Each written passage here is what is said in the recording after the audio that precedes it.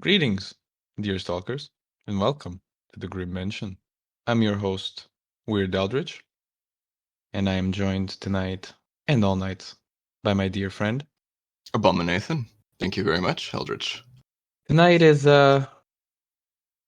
almost special. How do you want to open it?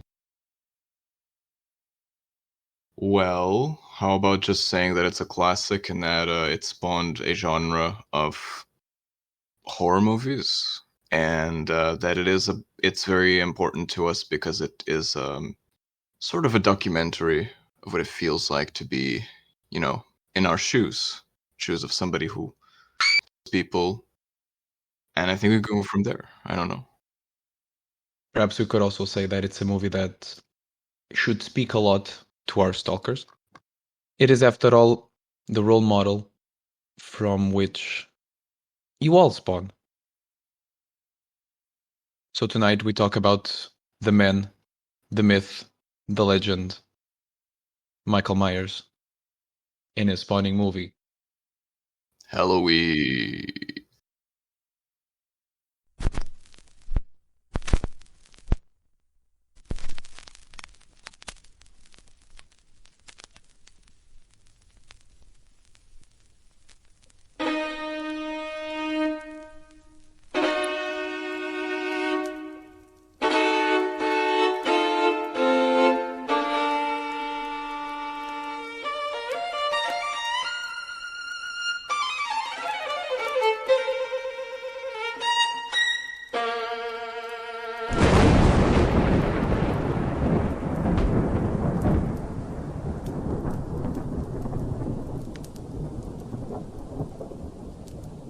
The candles have been lit, the circles have been closed, and the words of power have been recited.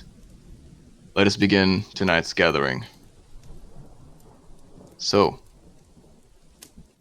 Halloween. Right. Halloween. It is, A good movie. yeah. Not only is a great, great movie, you know this, it is one of my personal favorites. And as we've mentioned, it spawned an entire genre after it. Yes. When you think critically about the movie, I mean, it does have its flaws. And not to mention that this was supposed to be an indie movie, right? This was like Yes. a college project or something like Or that. something like that. So you could see the acting is not the best, regardless. You have to look at this from the perspective of this is one of the first movies that did something like this. This is really influential. For you, it might be an old movie, but when you were as timeless as the both of us are, it is a fairly recent one, and we could say that we've come a long way from it, but its importance and influence should not be discarded whatsoever. Yes, I can agree with that. From tropes such as the stalker, the serial killings, to the final girl. Mm-hmm.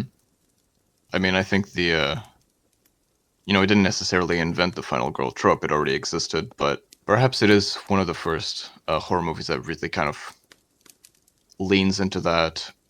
Because the final girl trope has kind of its one of like a very important element to it is the chastity and virginity of the final girl, and how basically she is the only one that is afraid, In a pure way. yes. It's honestly sort of interesting that because usually it's the other way around. Like we do prefer to stalk girls that are pruder in that sense because of, again, I think we've talked about this, purity of blood, blah blah. But it's interesting because the trope kind of turns it around, and the first people to die are the ones that are more, intoxicated and irresponsible and all that. It's an interesting twist in it, I think. I guess it is a way to show that if you are not alert, people like us are more prone to catch you. Yes, absolutely.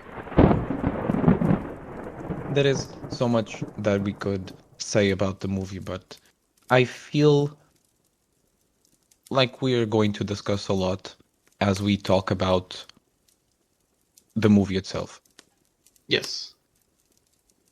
So the movie has a very interesting opening sequence, actually, with the close up on the pumpkin. And I bring generally we shouldn't bring the credits up on the movie, but I feel like these are important because there's a lot of theories that have circulated along the years about the pumpkin. I'm sure that most of the stalkers around here have heard about the famous theory that the pumpkin is actually shaped like Michael, and the knife and the mask. In my opinion, it's probably just a coincidence, one of those things, because I don't feel like this might be insulting to the guy, John Carpenter, but I don't think they thought that deep about this movie I at really think first. so. Do you think so? All I right. really think so. I'm not saying that every aspect of the movie is thought out, but since it's such a small production, it's very homey, if I should say. I'm not sure if the term is correct, but like it's very homemade. It's very home baked. Hmm. The production elements are all very interconnected, so I feel like it is not something that is coincidental. But that aside, the movie opens on Halloween night, 1963. Oh, yes. We get this long shot, no cut, of someone stalking a teenage couple. This unidentified stalker goes around the house through the windows, stalking this couple. Eventually goes through the kitchen to find a knife and takes advantage of the fact that one of them is about to leave to climb up the stairs and Oh, yes. I'm sorry. That idea, like, this is one continuous shot, and it is essentially in real time. And I just wanted to point out that it's really funny that the guy, basically the teenage couple, goes upstairs to do it, and then 3 seconds later he's like, "Well, I'm leaving." I just wanted to point that out because it's funny. It's just funny. Dude didn't even last like 5 seconds. funnier still might be the fact that um, she asks if he's going to call her, and we all know he's not going to call her back. Oof. But the disregard in his voice when he says, "Yeah, sure," is actually top notch. Yes. Regardless, not wanting to face his victim head on, he grabs a mask, which looks like a children's mask, a clown mask, that he puts on, and we actually see it from his point of view again. We are wearing the mask. We are the stalker at this moment. And this is when he essentially comes into the room of his victim, who recognizes him, calls him by his first name, Michael. And Michael draws first blood. His first kill, so young. When he gets caught by the police, I think. After doing the deed, he climbs down the stairs. His parents come in, remove the mask, and this is when we are first confronted with the fact that Michael is a child, Mm-hmm. and he did all of this while still very young. Out of the pure darkness of his heart. There is absolutely no explanation as to why he's done it. Yes, it's very mysterious in general, the entire premise of the movie. I think the next scene, we see Michael. Well, we don't see Michael, but we see these two.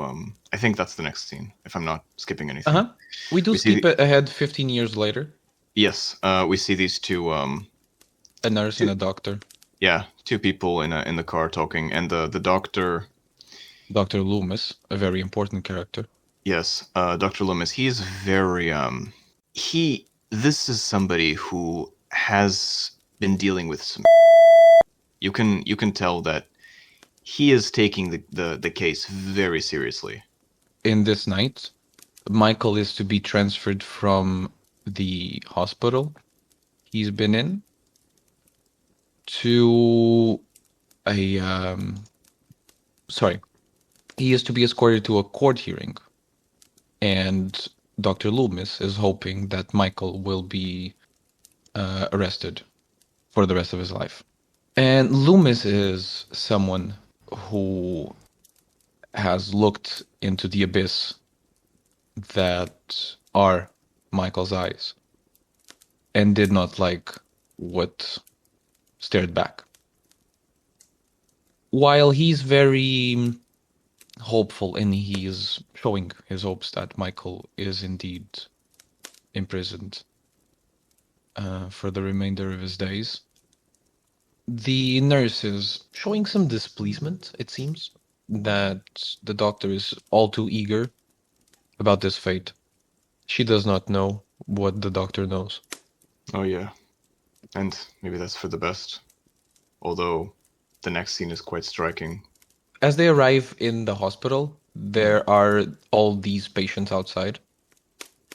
And while they are distracted and Dr. Loomis is trying to call someone from the inside at the gate, Michael jumps in the car and tries to kill the nurse. He does not succeed, however, but he Yeah, does steal the car and get away. she runs. She's like, yeah, it's like banging on the windshield, and she gets out of the car, and he just enters the car and starts driving. Which, by the way, brings me to a point. Sorry to interrupt, but this dude knows how to drive, and that might be the one of the scariest things about Michael Myers. Where did he even learn how to drive? Like, did he teach it himself? Or is there like a special driving school for these stalkers? I don't know. If there is, then I would love to. Because if I knew how to drive, imagine how many things I could get away with. That's This is not to insult Michael's intelligence because throughout the movie he more than once shows that he is intelligent. We will have the opportunity to debate that later. But let's face it, American cars drive themselves. I mean, maybe if it's one of those with like automated Most likely. things, yeah. Most likely. But still, he's pretty good at it and stalking with a car. But anyway, I'm getting ahead of myself. We cut to Haddonfield, which is where our hero is from, and we get our first glimpse of our object of obsession. This young lady with blonde hair, very tall, very elegant, is coming out of her house, making her way to school on Halloween Day, completely unaware of what is about to happen to her little town. He is dropping off keys to a house that her parents are selling, her realtor parents are selling. And coincidentally, it's the house where the murder has happened. Well, it makes sense, and nobody wants to buy it because they think it's haunted. And maybe it is. Who knows? So she drops the keys at the front of the house. And Tommy, the kid that is accompanying her, that she will later babysit this night, Mm. tells her not to do it because the house is haunted. Exactly. She is letting them know, she's showing them that there's no problem in the house, no issue with dropping off the keys. And just as she turns her back, the shape of Michael appears. The shape, indeed, and we hear the that breath. It is interesting as she is going away, she is singing a song that apparently does not exist. It was just something that Jamie Lee Curtis came in Did she on the spot. make it up? It seems so. That's interesting. I know this because they later, for one of the franchises, the same song appears. And one of the interesting tidbits is that the song is actually did not exist. It was just recorded for the movie. We then get a little glimpse of Loomis starting his chase. It's not really anything interesting, but the scene in the school is, though. There is a scene in which Laurie seems to be distracted from by, by by something else while in class. Oh yes. And it's interesting that the topic that they're discussing is fate, and how characters in the book that she's reading for English class debate fate in two different sort of philosophical currents. And this is the moment where she first sees her stalker. The shape. They exchange this look between them. He's in the car. His favorite hobby is driving around the block, looking at his next victim. He's really patient as well. Just it's a good stalker. It's what we do. Then Tommy, the little kid, after being bullied, has a first encounter with Michael, who stalks him for a little while. And it's pretty interesting that he's getting bullied with basically they're trying to scare him with the boogeyman, and well, it's both foreshadowing and irony. So yeah, that's quite a nice scene. Nice detail there. Loomis then finds a crashed tow truck, I guess, a small pickup belonging to a garage, and we get the explanation to where our hero got his blue overalls. While he's in hot pursuit, our three babysitters get another encounter with Michael. They try to poke him some fun. They think they'll get away with it. He scares them for a little bit. Nothing too big. He's saving his best for later on tonight. Then there's the disappearing behind the bush. He's just showing off, really, how good of a stalker he is. Yeah. And can you mention the music? That is an amazing soundtrack that they play. The entire scene, essentially the entire first half of the movie, is just tension. It's just building tension. We could go about the soundtrack later on. Yeah. Go I ahead. feel like, especially because, all the props to John Carpenter. Right. Go ahead. Sorry. So I need to keep on building about the ways that he's stalking or getting into the mind of Laurie. He stalks her through the bed sheets that are drying outside, something that becomes very common throughout the Halloween franchise. She gets the classic breathing on the phone call, who might turn out not to be from Michael, but from a friend. I think she does mention that it was her. She was eating or I don't know, something. It's kind of weird that you would like call somebody but then not have your mouth available to speak. A bit more of Loomis on the trail, looking for the grave of Judith Myers, sister to Michael. His first kill. And he goes to visit her in her place of resting, only to find out that the grave has been taken. This sort of worries Loomis, but only confirms his suspicions that Michael wants to go home. Heading back to our nannies, we get a further explanation to where our hero got his mask. It seems that he robbed a hardware store and took a mask. Wasn't it a Captain Kirk mask from Star Trek, but like without That is the paint? meta. Okay. But for the movie, the sheriff only mentions he took he took a mask, a rope, and a couple of knives.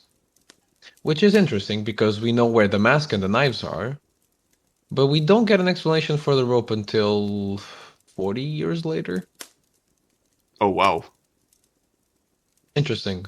that's okay. Guess that rope went missing for 40 years. hmm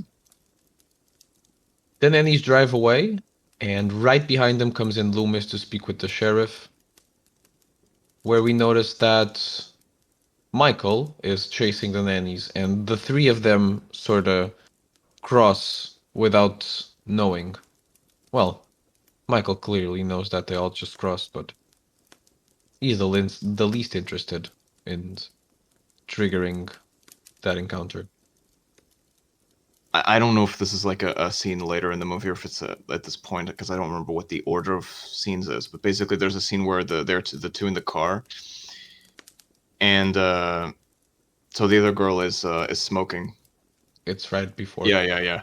And she basically invites our protagonist to try it out, and she tries it out, and like anybody in the first time smoking, she basically cannot handle the smoke and she starts coughing uncontrollably.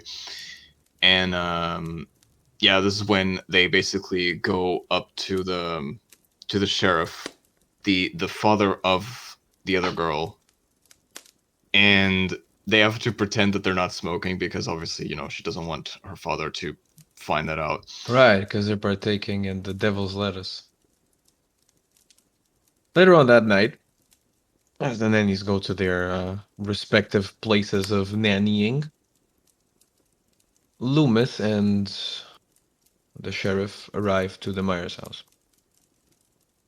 This is an important scene, actually, because this is where we get one of the few jump scares that this movie has, but it's also one of the good ones because it establishes that while they are investigating the house, there is a stone that comes crashing through the window. Most likely, kids in Halloween pulling pranks, haunted house. Oh You know how yeah. it goes. But Loomis immediately draws a revolver from his trench coat, produces a gun, and explains that he has a license. Hmm. There's a line that he has. It's where he describes that he sees absolutely nothing but evil behind Michael's eyes. It's a beautiful quote that explains pretty much everything about the character because where his powers come from or how he keeps on getting back up. Like there's nothing about that aside from speculation. There shouldn't be anyway. The fact that it's all a mystery, the fact that it's all tied to some sort of evil inside of him, this is what makes the character beautiful. This is where it shines. Yes, I can appreciate how they allow, they do not reveal too much at all. Like they do manage to use, the fear to its full potential, fear of the unknown. And at the same time, it's like, how human is this figure really? And I think that also shines a lot of light into like basically the limits of humanity, the limits of how far can you push somebody until they become this, if it is possible. Well, it is possible when you remove their humanity, obviously, but I'm saying, like, we don't know what happened, and I think that is really interesting for the character. So then the chase in its proper stages begins.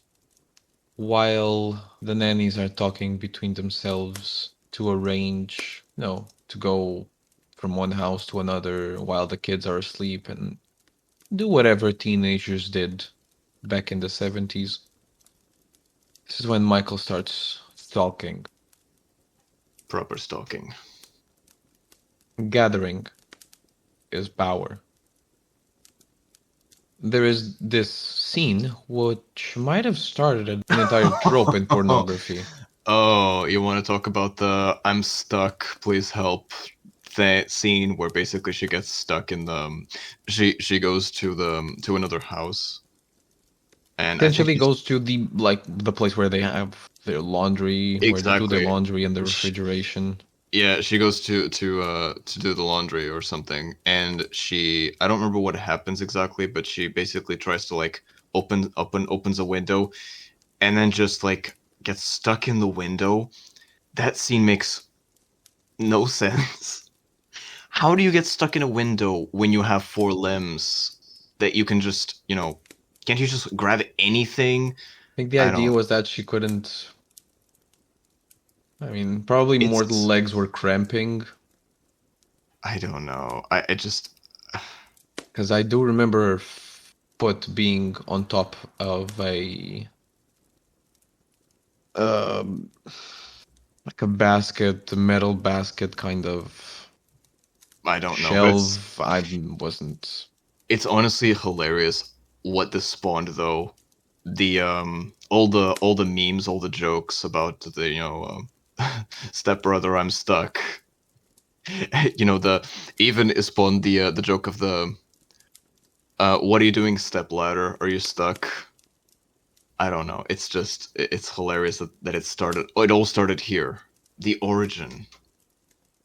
After asking the kid she's nannying for help, they all come together for one big party, and Laurie brings the kid she's watching over with.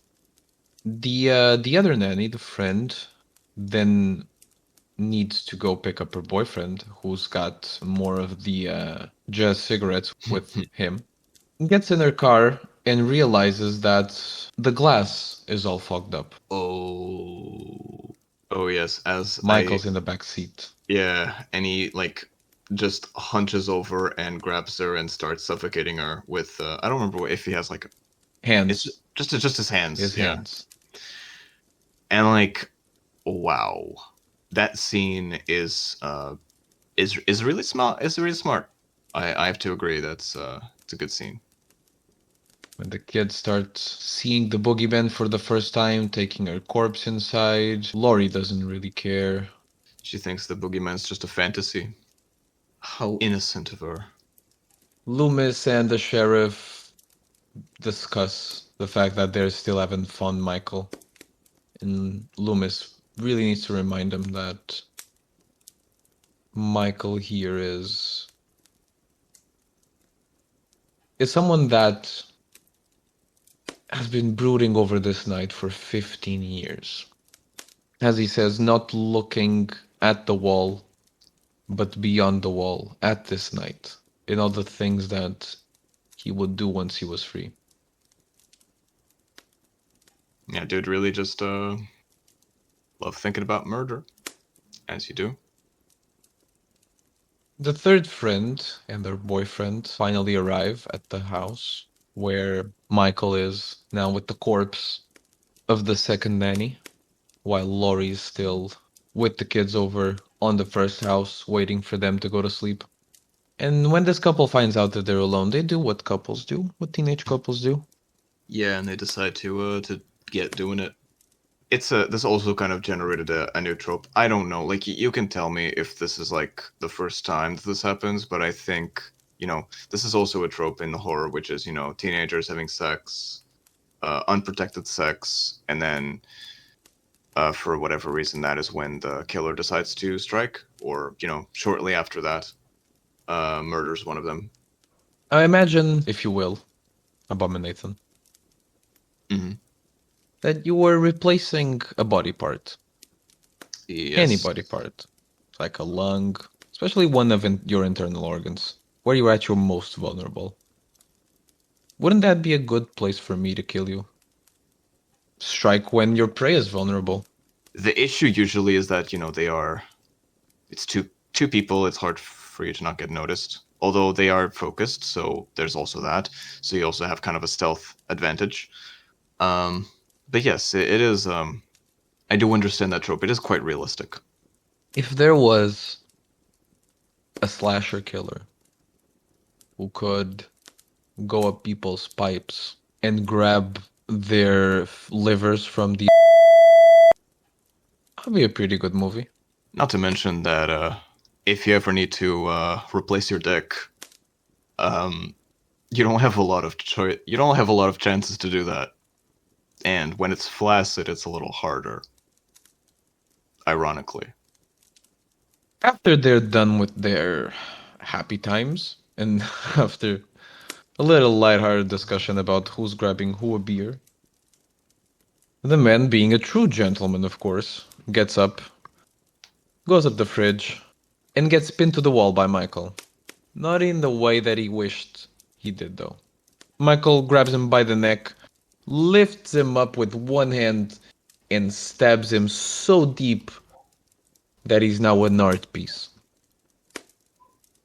Which just goes to show also the strength of Michael. This dude is not to be with. Mental. We then get another quirk about Michael, which is something that I admire in him, really. He His loves sense to of humor. play dark sense of humor. He likes to scare the people that he wants to kill, basically, before he kills them. It's like it reminds me of the when cats, they catch their prey and they play with it. Mm-hmm. It's very familiar. Open their bellies out, play with their. As you may recall, the girl from the couple, the third friend, stayed in bed. And someone comes through the door. There is what we assume to be the boyfriend, with a sheet over his body. A Yeah, he has little thing glasses, doesn't poked he? over. Yeah, there's the holes poked over his eyes and the glasses over the sheet. And she's asking questions. She's showing her tits to him, trying to get a response. She gets nothing. Man's asexual. Men's already got round one. You can't really go for round two apparently so early. No, I'm saying Michael's asexual because he got no response. She gets tired of this and decides to call Lori to know where the rest of the people are. And it is revealed that Michael is the one with the sheet. Comes over her while she's on the phone, while she's with her back turned to him, and just strangles her with the cord Oh yeah, and then this is the scene where basically she's getting strangled, and and she's moaning. calling. Yeah, and she's calling. Oh yeah, and she's moaning, It's the same and person that called earlier on the phone, and she was chewing or something. now she's And now Lori remarks that, so first I wailing. get your first I got your chewing, now I get your famous moaning. Your famous moaning, Squealing, actually. She uses the word squealing, squealing. squealing. I think so, something like that. But Mm-hmm. it's honestly that's essentially moaning. I once again, the acting in this movie is weirdly pornographic. The call is dismissed as a prank call. Lori disregards it. She disregards it, yes, but she finds it strange that the lights go out over the house and that no one's picking up after she calls back. Mhm. She looks over the kids and decides to be a grown-up and go check the house for herself. This is when Loomis is making his rounds towards the house. The movie is reaching its climax when Laurie enters what now is a house of horrors. She opens door number one and finds one of her friends essentially crucified in the bed. Not really crucified, but in the same position almost as Jesus is on the cross, with the tombstone of Judith Myers over her head. She is taken aback and finds her third friend inside of the closet. And then we get this beautiful scene when she collapses on the floor crying. She's on the right, she's on the left side, all lights on her. We get this negative space on the frame of a door, and then his face just peeks, his white face through the darkness, and stabs at her. And misses. Yeah, and she starts like running, obviously, as a She good falls over the stairs. yeah, oh yeah, yeah, yeah. The You're right. She railing, she falls. collapses. She He's falls on the just railing, and starts then chasing her in the music again, as you mentioned. Oh, I want to get to the music so bad. yeah, we're gonna get there. And But he's yeah, breathing. this is a very tense scene. It's very intense, and if I remember correctly, it's like she's trying to I think the doors are all locked, something Yeah, like that. she closed the doors behind her apparently Yeah, because she was afraid of something getting in behind her. and then Um, I she gets think out of one house with him on her tail, smashing, trying to wake the kids to open her the door. They open the door. She's screaming at everyone to go lock inside, go lock themselves in the bedroom, and she tries to call the police. The lines are cut. oh yes, There's a window open, she realizes. She scrambles to find a weapon. The only thing that she can find is a sewing needle. yeah, and basically she I think goes hide inside of a closet. No, she's hunching over the sofa, grasping the sewing needle. When Michael misses again, Okay, and she that's it. stabs him in the neck. Yeah. She Yeah, really thinks exactly, he's exactly, dead. exactly. She thinks he's dead because he basically, she stabbed him in the neck. He falls and he basically appears to be unconscious. I mean, you can't really tell because the mask.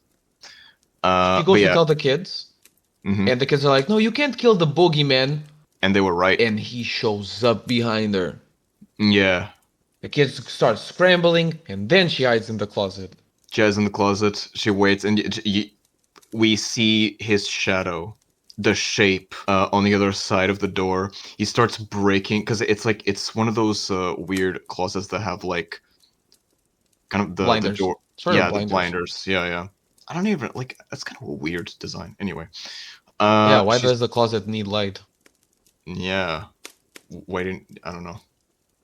Anyway, yeah. He starts like I think it's punching or like cutting with a knife, like the blinders Tries and to doing force that. himself, realizes that she tied the doors in, and Yeah, starts breaking it. yeah. Just And then goes to he town he on the opens closet doors. opens the door, and I think she stabs him in the eye in this scene, right? Like just Oh, he drops the knife. Yes, he does drops drop the the knife, knife and she stabs him in the chest in or the the chest. belly. That was the eye. I don't remember. No, yeah, sorry, my bad. Yeah, Stabs him you're in the right. eye. Yeah, She grabs the coat hanger and stabs him in the eye. exactly. And now she's not sure he's dead, but she assumes, I stabbed him once, I stabbed him twice. This But time then it was when she stabs him in the eye, he does drop the knife, and she he stabs drops the him in the knife. chest Exactly, exactly. And then or she's trying to like abdomen. try to like you know getting back her strengths and trying to like compose herself, and we just see kind of out of focus, we just see his body rise again. We see that slow, just getting up with his back just fully straight up, showing that uh, he's still not down. because the dude is immortal, but we don't know that yet. um Before this, Laurie does tell the kids to go outside and just scream for help. Then he does get up, starts stalking her, tries to choke her, and she finds out that this monster does have a weak spot. The kids are outside. They find Dr. Loomis, who comes running in the house as Laurie is struggling to remove Michael's mask. oh yeah, And for a moment, he gets stunned, like he lost his face. like he can't exist without the mask. He's desperate. You really see him desperately like trying to put the mask back. And then Loomis shoots him. Once, twice, three times, four. He unloads the entire revolver on him, and Michael, as he's getting shot. He does because he keeps shooting. I remember that he keeps shooting Yeah, even after the clip is empty. yeah. No, it's interesting because in the scene it's kind of funny because in the scene like he's shooting Michael, and Michael, each shot he takes, he stumbles back until he stumbles and he falls. He basically stumbles on the railing of the window, and he falls over the window, and he falls like out. And even though he's already Balcony. out of frame, balcony, thank you. And even though he's already like he fell off the balcony and he's already out of frame, you still hear the click of the gun, even though like he's pointing at nothing, and he's just like click. kind of a kind of a He's a funny. traumatized man. Yeah, I understand that. Muscles do become atrophied when you are terrified as they are. We get this shot of Michael on the floor, appears to be dead, and Laurie asking if that was the boogeyman. Actually, I'm not sure if she asks what's the boogeyman or was that the boogeyman. I think she asks something like, "Was that the boogeyman?" But it sounds like what's the boogeyman. Regardless, Loomis answers, as a matter of fact, it was. And then he checks on Michael's body and sees that there is nothing. And this is it's interesting because this is when we do in fact see that he is immortal. He's whatever happened to him is has made him one of us, essentially. The movie ends with a few shots of the main theme going over the town and familiar places that we've seen throughout the movie. Just as a reminder that he is around and he will always be around. He could be anywhere at any time.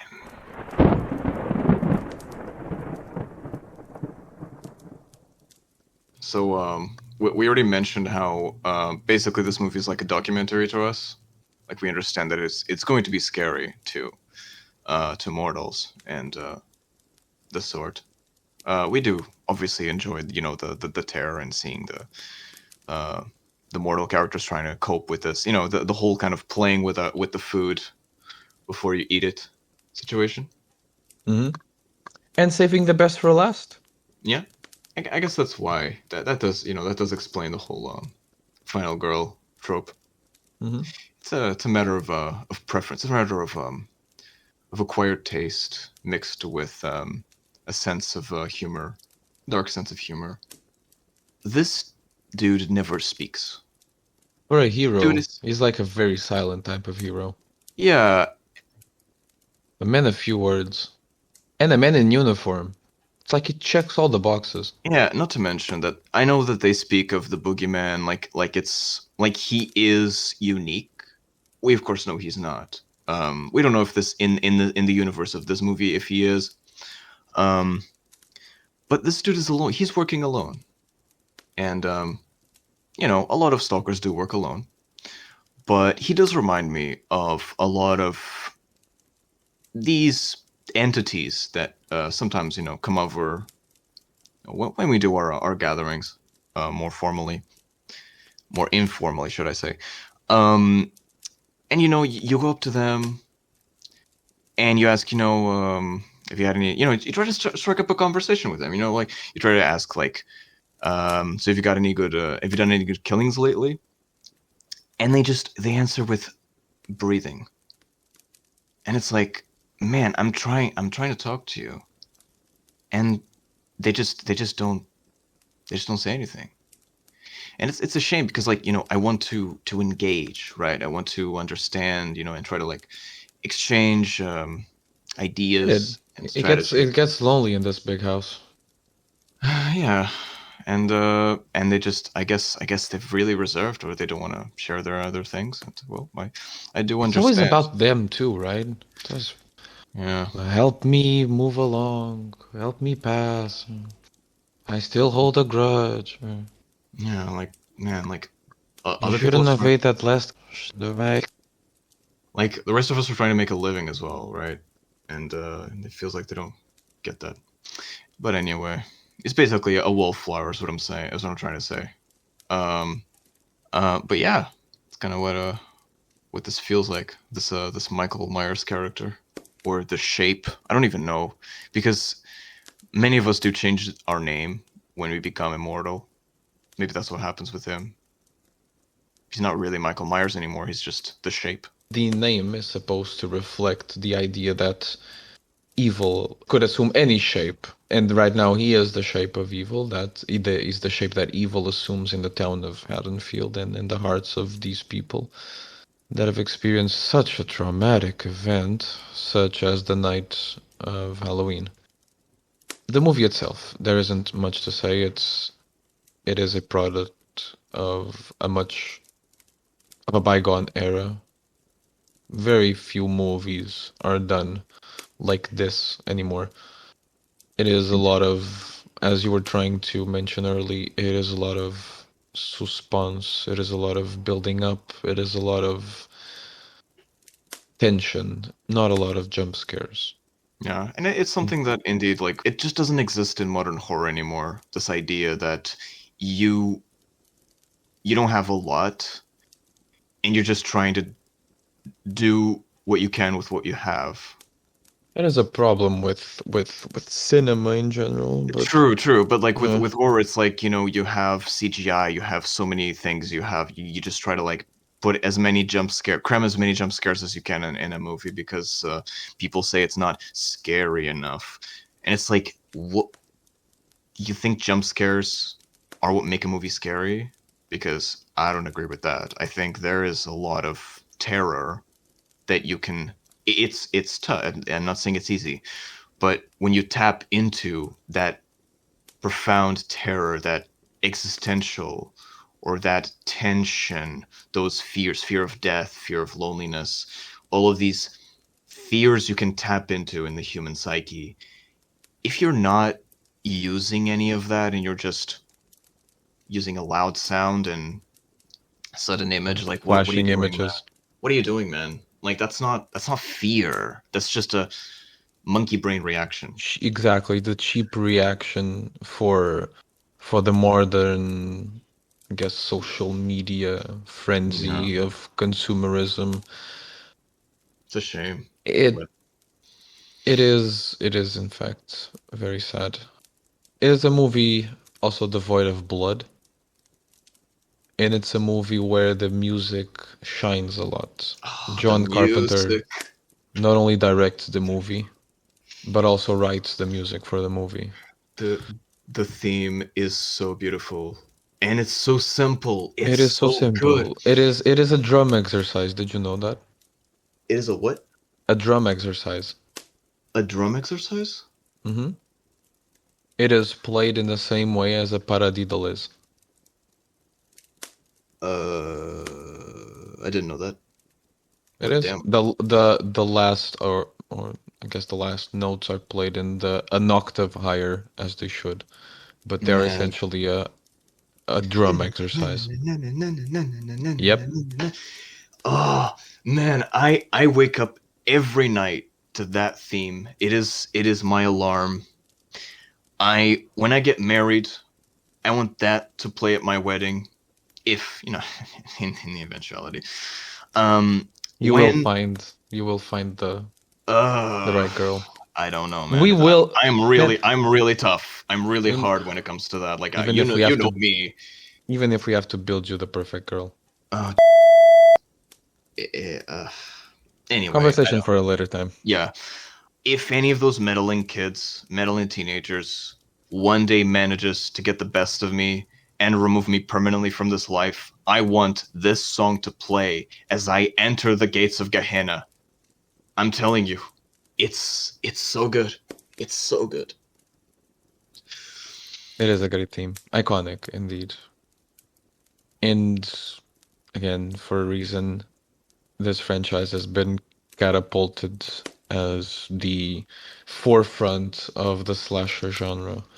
The it's not it is not about how much images, how much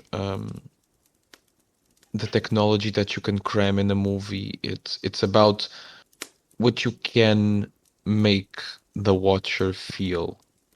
It is about what he takes with him after the movie is over. It is True horror is the capability of staying with you after the screening is done, to make you think about what you just saw endlessly. And is there anything better than to feel paranoid weeks and weeks after watching a great flick? I could not agree more. That's exactly it.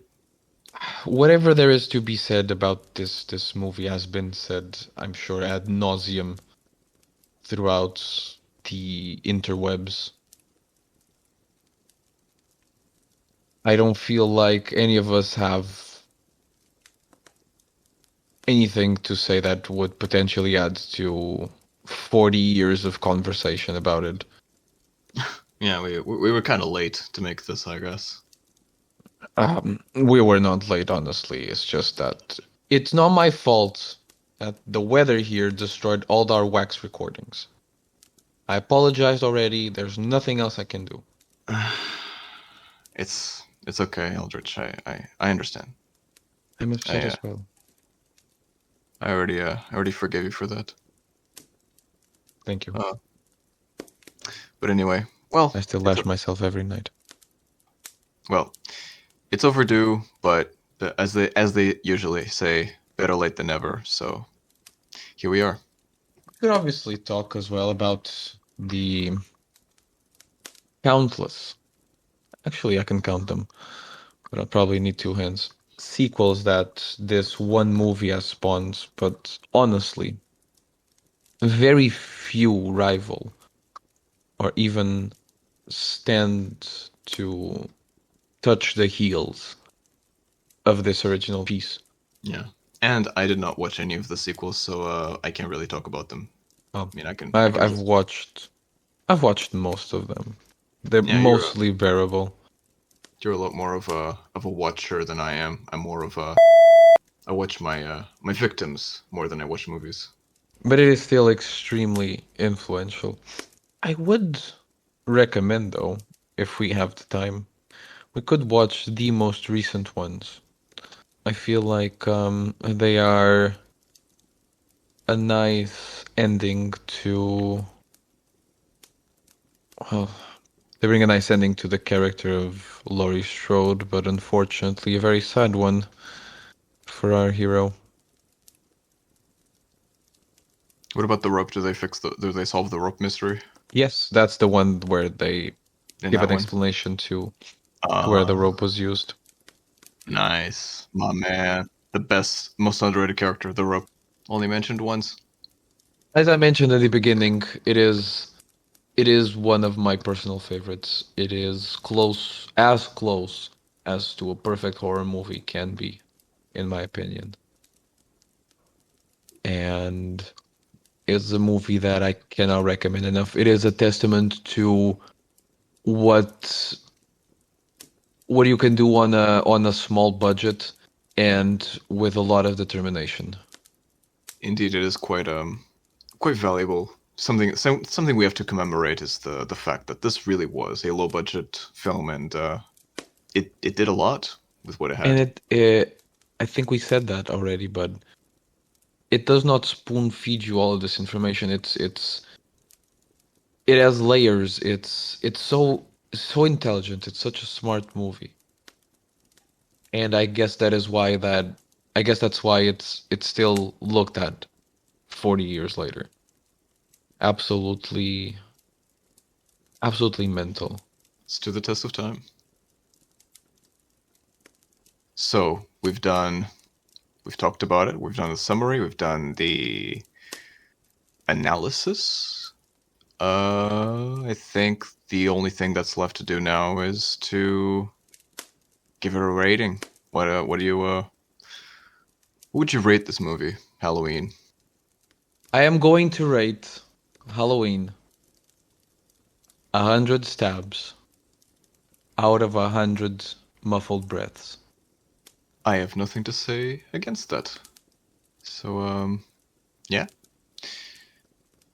if you have an afternoon and you want to watch a good classic slasher, one of possibly the first, true slasher horror. Grab a couple friends or enemies, and this is a good movie to watch. We here at the Grymm Mansion recommend Halloween. And with that, the candles are out, the circles have been erased, and we will let silence reign again. The Grymm Mansion is closing its gates. Have a horrible night, and until we meet again.